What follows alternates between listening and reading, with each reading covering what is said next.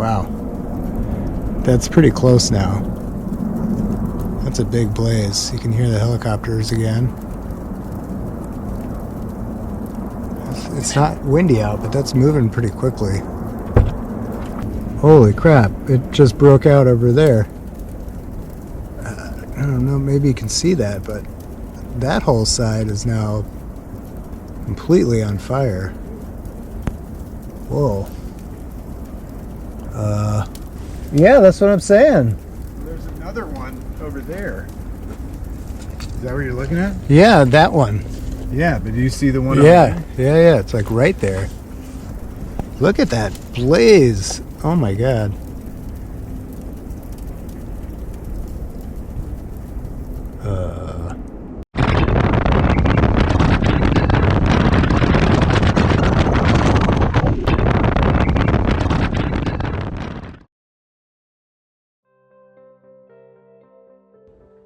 You just let her rip. Let her rip. Okay, it's been almost a year since we ran the Oregon 200, the wild, flaming hot Oregon 200 of 2025. And we're just gonna give a little bit of a recap because we are one day out, less than 24 hours out from starting and hopefully finishing our 10th 200 miler at the Summit 200. But that's the 10th 200 miler with an asterisk, and that asterisk is because of what happened at Oregon last year. So we went back to Oregon for the second time. We went the inaugural year and had an amazing time. And the reason we went back is because it's beautiful, but mainly because the race directors, Todd and Renee, are incredible. They put on the coolest races and the aid stations are amazing. And we really wanted to support them and go back and do a little better than we did the first time. Anyways, you want to give a recap of the race that started on what was going to be a boiling hot 3 or 4 days. Course thankfully isn't super exposed and it runs along a river for a lot of it, so you can kind of deal with the heat pretty well. But I think the big theme for that one coming in was that we knew it was going to be really hot. We had no crew, so it was sort of how are we going to deal with 18, 20-mile sections and 100 degrees, carrying everything with us through a course that can be pretty exposed in some parts, but coming into it, that was kind of the theme, is what are we going to do to manage all of this heat without any crew support. So on paper, the course looks pretty fast and very runnable. So I came in overconfident again, undertrained, and it was really hot. We started on that 3,000 foot climb where we met Alexa. Alexa. Hi. This is the part where we turn on the camera and we have no questions to ask. Okay. You just go. I just go. All right. Why are you here? Why am I here? Well, this is my hometown, or not hometown, I don't live in Oak Ridge, home state. And I've done other 200s, but not in my state. So I figure it's about time. Let's hit up Oregon. The vibe is cool. Yeah. But Todd and Renee also have a cool vibe. So I think they have the best vibe, honestly. That's why we're back. I'm just here for the yakisoba. I heard there's yakisoba, and I'm in. I was like, sign me up. Cool. Well, best of luck to you. Hey, you too. And I hope I see you out there a few times. no swollen legs. That's the motto. Hey, I like it. Let's do it. Let's do it. Drew, slow down. God, he's so annoying. Okay. We always start like it. Okay, all right. Next aid station. How far is the next aid station? We're 2 miles out from the aid station. We just did the big first climb. Good to be back. Took my first big Oregon 200 Tuesday, and Drew is feeling it. Slept way too much. Beautiful out here. Cool, crisp. Should be like that the whole race. I ate something. Long time ago. All right, we're out. Yeah. Hey! We got Emily, the 2023 first place finisher of the inaugural Oregon 200. Drew Watson, I don't know, probably 30th out of 40 something. Got Alexa. Oh yeah, Lady Crusher. Yeah. yeah. She won Cocodona by like 24 hours. And we're having fun on downhill. We love downhill. You know, it's working. Hey, all right, we're back. Yeah, we're back. We're live. We're back. Let's talk about what aid station we just went to, the next one we're going to, how far it is in between. How hot it is. CT Beach, great spot. Got some suntan lotion, some nerd balls. Skipped to the bathroom for some reason. Took way too little water, and now we got 13 miles on a kind of road toward Sand Prairie. Probably, 2.5, 3 miles. It should be boiling by the time we get there. So yeah, I feel like we're playing it pretty smart. Drinking very little, eating very little, hoping things work out. We got about 100 calories for the next 13 miles.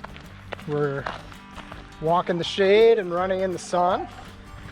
So, Yeah, ready. Walk downhill. Oregon. How you doing? Oregon. Oregon, son of God. Oregon. So the start of it was going great. I would say day one was pretty good. Yeah, I think the first, I forget the mileage, but like you have this climb in the beginning, and then the first couple sections after that are really just kind of flat alternating road and single track, and the road was pretty hot. But again, the whole thing's kind of by a river, so we were just in and out of the water, constantly drinking, constantly covering ourselves with water. The aid stations are great and would be sort of topping us off with ice, and so that first bit through, I think it's like 25 miles to Sand Prairie, and then you climb up to Sacandaga. Really, we're not that bad, at least as I remember them. Could have been way hotter, but we were just sort of constantly wet, talking to people, and got up to Sacandaga in pretty good time. There's a lot of climbing up to that Sacandaga aid station that's just sort of very gradual for like 20 miles straight. So that all went pretty well. And then for a change from the year before, there's like a loop around this really pretty lake up there. And in the first year, you went around it on the way out of the out and back, but this year you did it on the way back. So you sort of skip that, and from Sacandaga just head out on this really long gravel road section that's mostly downhill. And that, I think, was us sort of into the first night, right? Yeah, we did that really well. And then I think we got to Lamolo, which is mile 85 or so. I think that's where we slept for the first time, because the section from there to the actual out and back aid station is the hardest on the course by a long shot. It's really, really hard. Okay. You start every one of these. Okay. We're in the middle of the section between Lamolo and Tokati that we dread. We're about halfway through the lake out. It is a beautiful trail. You can hear the river crashing in the background, which is gorgeous. What are you talking about? Not eating. But it's tough. It's hot. It's starting to boil. And we got our work cut out for us. So we're going to try and take it slow and be smart. And Doug's obviously going to eat enough for both of us. And we'll just get in every creek we can find. Hopefully get there kind of mid-afternoon. Bang. So we got up, we got through that. It took like, 7-8 hours to do 16, 17 miles because it was just ridiculously hot. Yeah, I mean, I don't think anyone's ever going to run this race again after this year, but that out and back part is just sort of notoriously hard. It's just sort of a death by 1,000 cuts kind of section where you go up 50 feet, down 50 feet, over and over for about 18 miles. There's a whole bunch of water crossings that are really kind of tricky to get through. And then at the end, the last handful of miles going into that aid station is really exposed. And so you always get there, or we do, boiling hot, middle of the afternoon, and the aid station, there's really no choice. It's just in the middle of a big parking lot. So there are tents, but you're just sort of on radiating pavement. And so that's always like a tricky place, because we both times have come in just trashed and really overheated, but both times have had just unbelievable help from the aid station folks, cooled way down, and ended up turning around and leaving in, you know, way better shape, knowing you then have to go back and do that same thing in reverse through the rest of the afternoon. But then came the coolest part of the race, which was a huge surprise to us.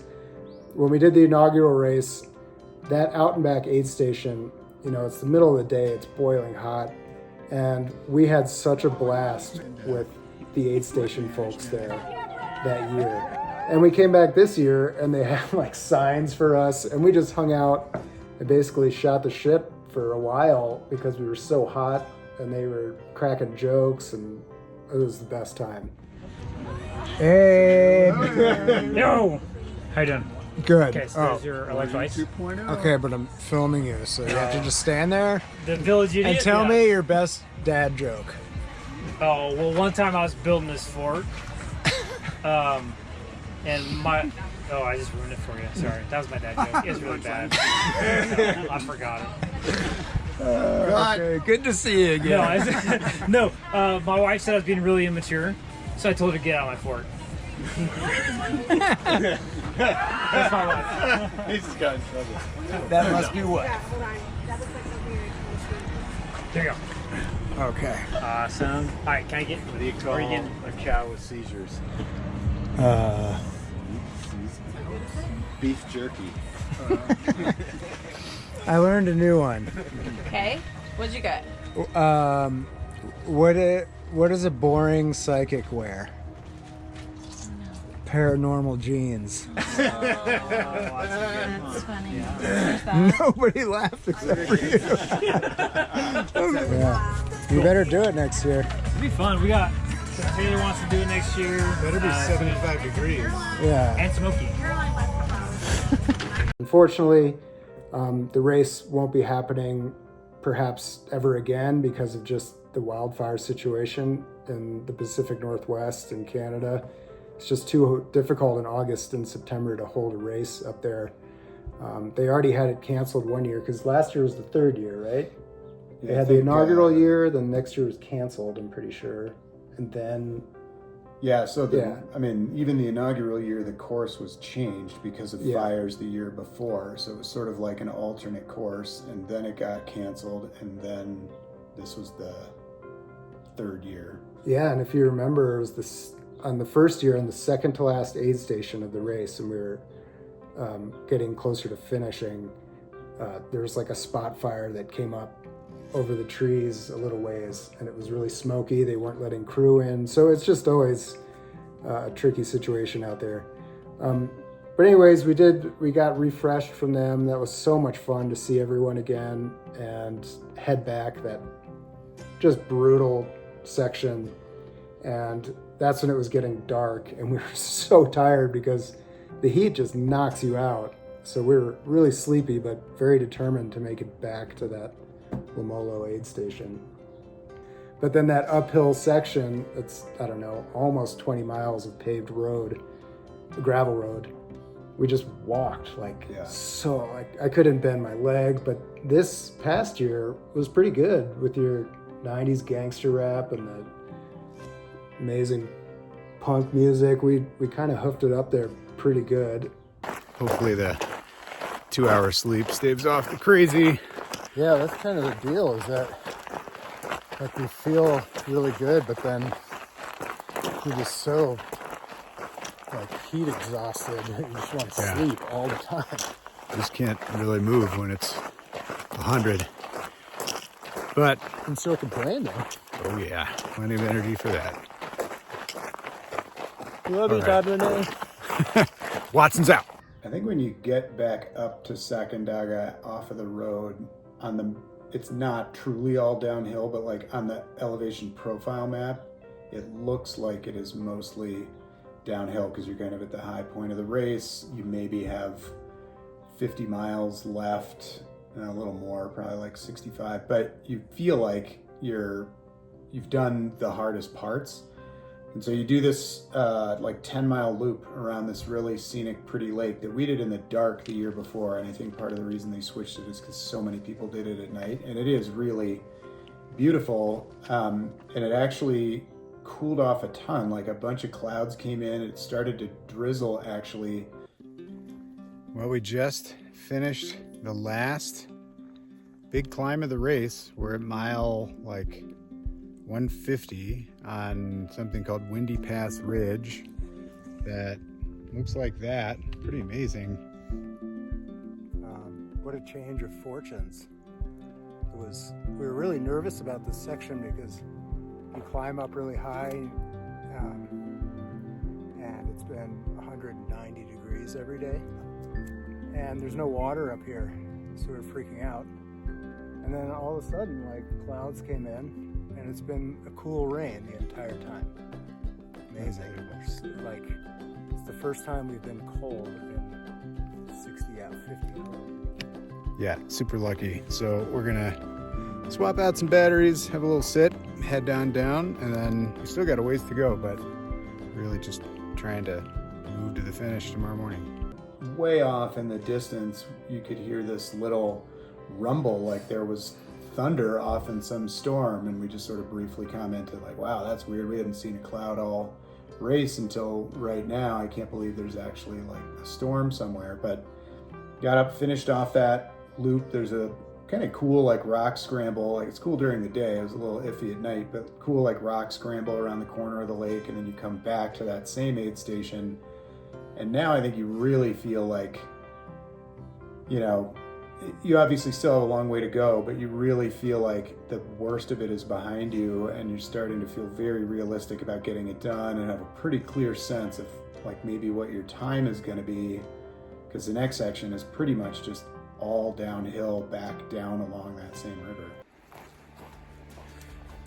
160 miles in, just had a world record caliber bloody nose.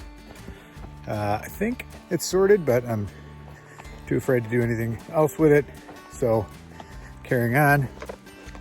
In between Sacandaga and Timpanogos, pushing to get to Sacandaga in the daylight. Doug, any thoughts? No, that sounds like a good plan, man. That's why he's the best color man in the business. And so we're moving great. We're thinking that this is going to be probably a fast finish for us, like maybe 70 hours or so. We just have one night to push through. And now that we, you know, realize that we can just take huge doses of caffeine and not get sort of zombie marching, we're sort of prepping for that. It's like 5 or 6 in the afternoon, and we are going across one of these. The trail sort of crosses the road at a few spots where you have to go over the river. And at one of these sort of brief road crossings, just to get back onto the trail, Todd, one of the race directors, comes like peeling around the corner in his pickup while we're sort of like dealing with my nosebleed on the curb next to the road. Oh my gosh. Major update right now. Besides that, right down there is the race director, Todd, and the fire department. Because, thankfully, we had just turned off the trail up there, and we're about to head down right here. And I guess like 2 miles down, there's a fire that broke out. And Todd is looking for us with the spot trackers. So it sounds like they're going to have to stop the race. And what are you looking at? Oh, man. This is But how I wear my nose cloths. I have to do this. We gotta see what kind of chafe. Look at that. Just lost our follower. But what a terrible nightmare for Todd and Renee that there's a fire on course. Because there's pretty much only one trail that goes along the river. You can hear behind us. So there's no reroute options unless they let us go on the road, which I highly doubt you're allowed to do without permits or something. Drew, hot take. Good talk. So they're down there sorting out what to do because our friend Alejandro was probably about a mile ahead of us. So they're trying to figure out how to get him. It's not like a huge fire, but they said helicopters are dropping stuff. And literally Todd drove up right as we were about to go down there. It's crazy. Would have run after us, I assume, but Yeah. Long story short, we're just going to go anyways and try and finish. yeah. We don't follow the rules. Yeah. Everyone's like, don't put a bunch of toilet paper in your nose, Drew. Yeah, well, I'm No, gonna I do said Drew. don't pick your nose over and over again. Oh. Well, I'm going to be my own dog. Which is such a shame because he was going to finish with those shoes on. Now they're all bloody. Tim All Whitman. right, well, we're going to hang out. We're sitting in a pile of ants. But there's just bugs everywhere, so not much to do. Okay. Maybe not. And we're sort of confused, and it's all sort of surreal. And so he has to like figure out where another runner ahead of us is. So he like drives down the road a couple hundred yards to try and get a signal, and we're just sort of sitting on the curb waiting to figure out what to do, trying to figure out if that means like race is over, are we getting rerouted, should we just take a nap here, and then ultimately he comes back and tells us that they're going to have to cancel the race because there's a fire that's literally right across the river from the trail and threatening to jump it. But that for now, we have to get in the car and go with him like 3 miles up trail so he can bushwhack in to cut off a runner who was right ahead of us before he like gets to wherever that spot is that the fire might jump the trail. So all of a sudden, we're like in the back of a pickup blazing down the road to a really kind of remote backcountry dirt road. And then Todd just sort of leaves the keys and is like, if you guys get worried, just take my car and take off. And then just jumps into the woods and bolts to try and bushwhack his way into the trail and cut off that other runner. I'm not worried about my safety or your safety, okay? But I'm going to leave the car running for you guys in case you need to get out. I'm just kidding. It was amazing, and I'm gonna make it more dramatic, and hopefully Mom and Dad never listen to this. But it was just so surreal to be almost 160 miles in, and next thing you know, you're just sitting in a truck. Like, what is happening right now? And so our friend that we had met, Alex, was about a half a mile ahead of us or so. And the three of us were the closest to the fire. There were, some runners that were ahead of it. They were already beyond it. But we were closest to it, so they were trying to find, following our trackers to try and locate where we were. And if it wasn't for Drew's, fire hose nosebleed, we probably would have missed Todd. We would have been already across the road, and he would have bushwhacked in to try and find us there, which would have been even more freaky if he just showed up out of nowhere because we were already kind of hallucinating. All right, so we're in the car, and Todd just ran. He's bushwhacking up to try and find Alex. You can't see it from here. Well, you can see a lot of smoke over there, but behind those trees, a ways back, like not really in danger here or anything, but the side of the mountain is on fire.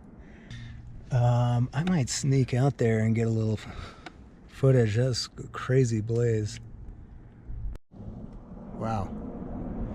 That's pretty close now. That's a big blaze. You can hear the helicopters again. It's not windy out, but that's moving pretty quickly. Holy crap, it just broke out over there.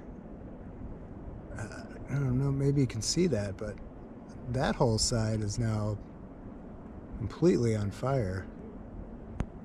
Whoa.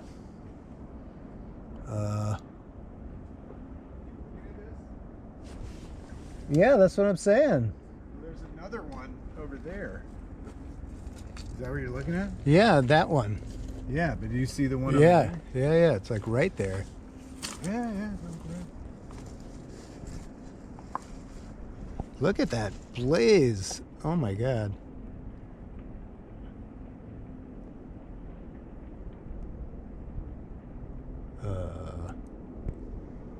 Wow. You can hear the helicopters going. We got him. Are you scared? Hey, buddy. Are you scared? Because I'm not. He is. Oh, he is. Of course he is. That No, was he the wants way to. he wearing his Hawaiian shirt. You look great, man. You were ready. We It counts. You would have finished. Hey, we all finished. That was the plan.